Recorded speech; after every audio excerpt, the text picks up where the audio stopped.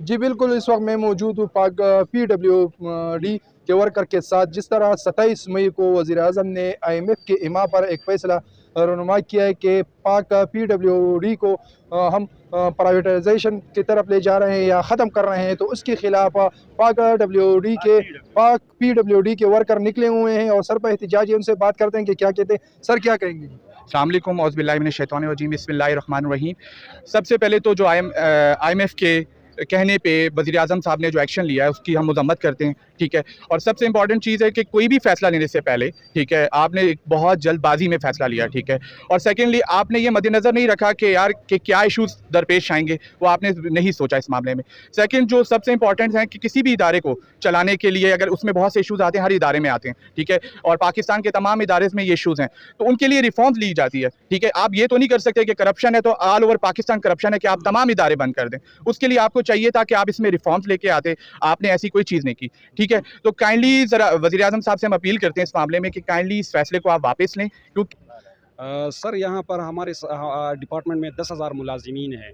ये Peshawar through out Pakistan 10-12 हज़ार मुलाजिमीन होंगे, लेकिन इस डिपार्टमेंट से इनके घर के चूल्हे चलते हैं। अगर इसमें ख़त्म होने के बजाय अगर इस्लाहात की जाए ना, तो ये बड़ा अच्छा फ़ैसला होता। हम वज़ीर-ए-आज़म पाकिस्तान से यही मुतालबा करते हैं कि अपनी इस फ़ैसले पर नज़रसानी करे और इस डिपार्टमेंट में रिफ़ॉर्म ले आए कि सारे मुलाजिमीन ज़हनी दबाव के जो शिकार है वो भी मुतमईन हो जाए। हमारा है, ये वतन हमारा है, ये मिट्टी हमारी है और हुकूमत IMF की चल रही है। तो IMF ने जो जुल्म हम पे पहले से गिराया है, पाक PWD हमारा घर है और जो जो लोग हमारे घर को उजाड़ रहे हैं, हम उनको माफ़ नहीं करेंगे। जी आप डिसेबल हैं जी हाँ, क्या बिल्कुल। कहेंगे? नौकरी तो जाने वाली है, जी। चली गई। अगर ये नौकरी चली गई तो हमारा क्या होगा? हम तो पहले ही ऐसे हैं, वैसे ही है, चरपाई के साथ चरपाई है। और एक बेटा है वो पढ़ रहा है, अभी तक तो कोई कमाने वाला नहीं है, बस एक अकेला आदमी है। इस हालत में भी इस ड्यूटी पर आते हैं, तो अगर ना हुई तो फिर क्या करेंगे?